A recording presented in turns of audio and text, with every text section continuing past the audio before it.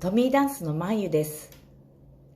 社交ダンス一般愛好家がダンスや音楽雑談、旅行記のブログを声でお伝えしています。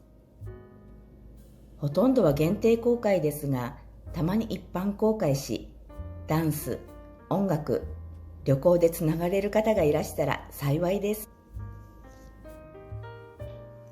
今回の投稿は2021年2月と4月に伺った大阪旅行です。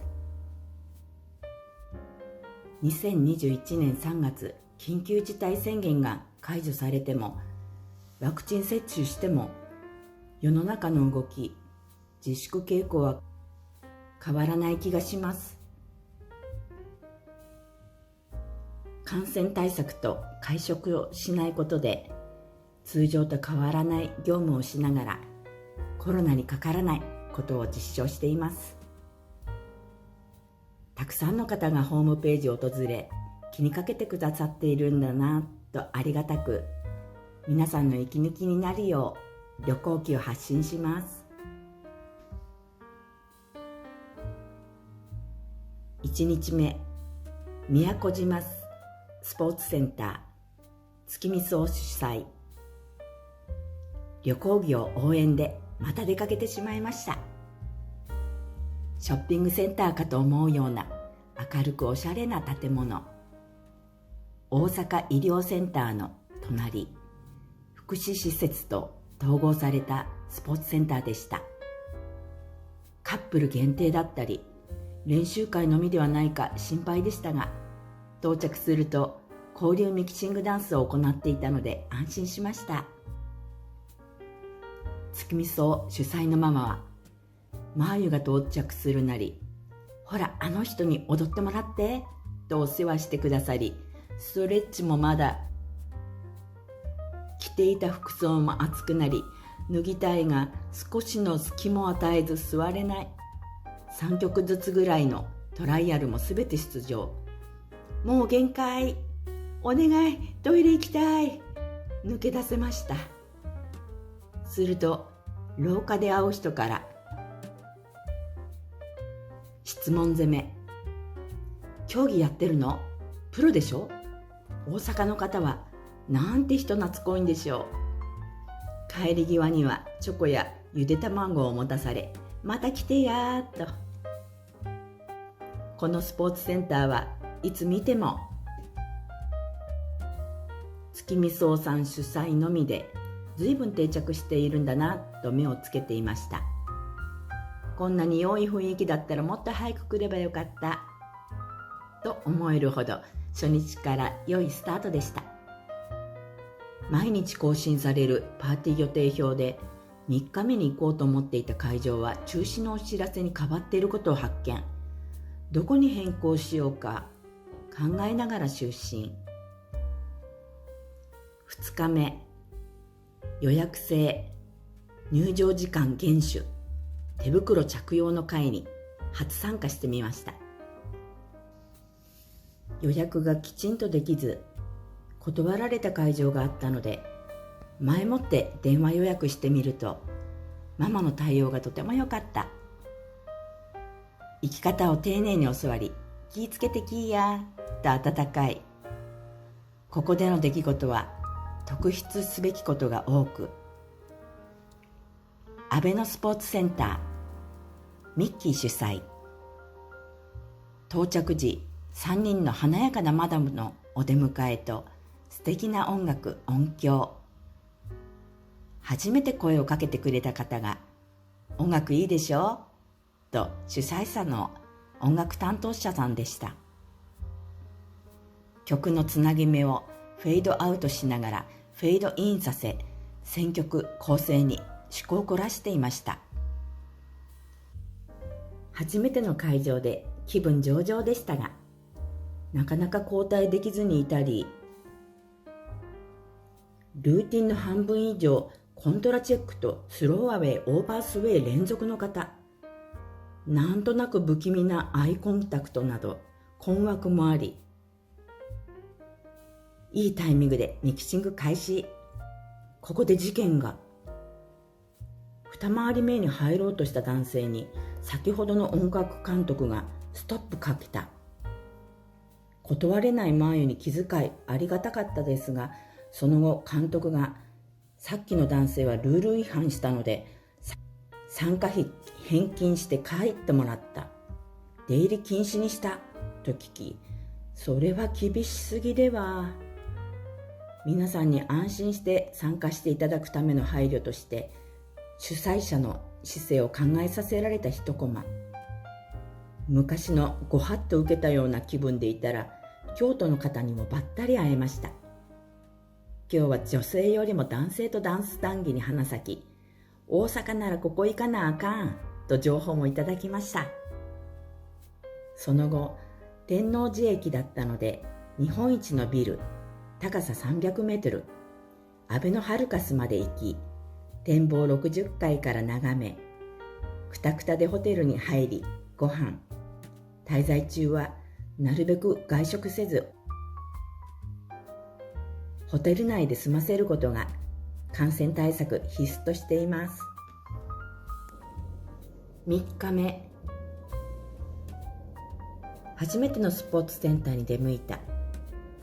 この会場は何名限定といつも注意書きがあったので、ネット予約したつもりが電話受付でないと認められず、証明書もプリントアウトまでしたのに断られた。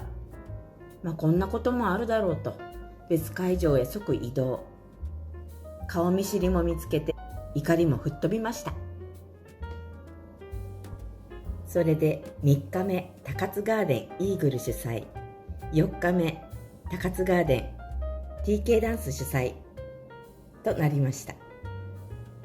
宮古島でよくしてもらったマダムとここで知り合いのマダムが友達でした。今度はいつ来るの？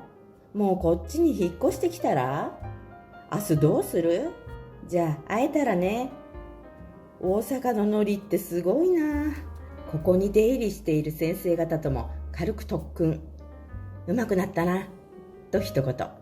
飛び上がるほど嬉しかったです。いつもご用達の旅行会社ずらし旅キャンペーンで何種類かの特典をつけてもらったのですが、通天閣と串カツ店の料理を目的に3駅ほど歩いた。日が沈むと表示が老眼で見えない。あべのハルカスやライトアップされた通天閣見えてほっとしました。通天閣の後に串カツを食べようと思ったのに早めに閉店。持ち帰ることにしました。通天閣東京タワーみたい。エレベーターに乗った途端真っ暗になったので閉じ込められたようでびっくりしました。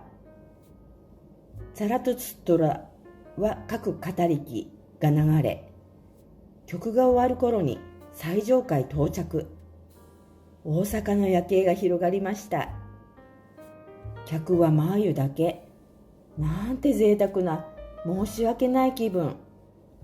店員スタッフさん、今日何人のお客さんを迎えたのだろう。ホテル着後、大阪名物串カツ&ワイン。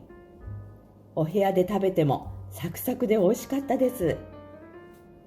会食を伴わず、感染対策で行動、場所を問わず、仕事も PC でできるので全く変わらずの生活。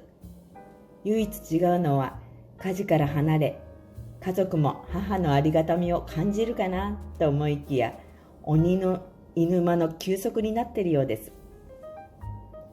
通天閣ができた当時の西洋化していく歴史、グリコが愛されている逸話など、大阪人の心をさらに感じる日となりました。5日目、予定した会場が中止になっていたので、無難に前回行ったことのあるゴールデンパレス花店駅へ。シャンデリアの照明が華やかで、大好きなクリムトの絵に囲まれゴージャスな会場。休日だったのでリボンチャーター組、カップル練習、お一人様多数で着いた早々にぎわっていた。マドンナ席に座っていると窓全開だから寒い。膝掛けを3人で1枚掛け合って大阪マダムと談笑しながらリボンさんを待つ。社会人、学生リボンと選べないので、また同じ人と当たっちゃったなど聞こえる中、きちんと踊る学生リボンさんによく当たりラッキーでした。おばちゃん相手に手抜いてるなぁと見受けるリボンさんもいたので、ミニデモコーナーでは皆さん踊る中、ずいぶんラフな練習着で踊るカップルが登場してきた。名前は明かさなかったけれど、ジャイブ、パソを見て、こりゃプロだ。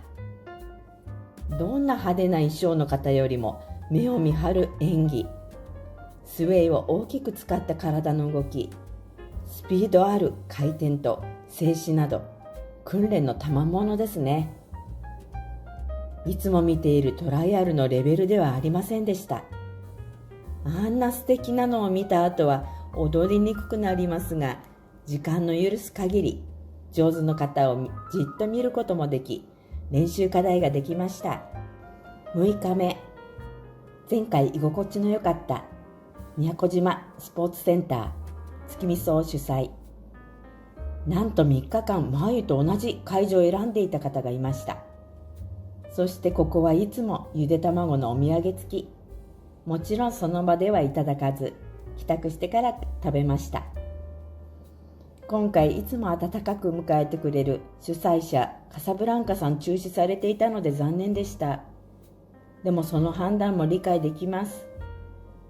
関西の居心地の良さ、人柄、踊りのレベルなど毎回魅了され、また会えることを期待して日々の生活頑張ります。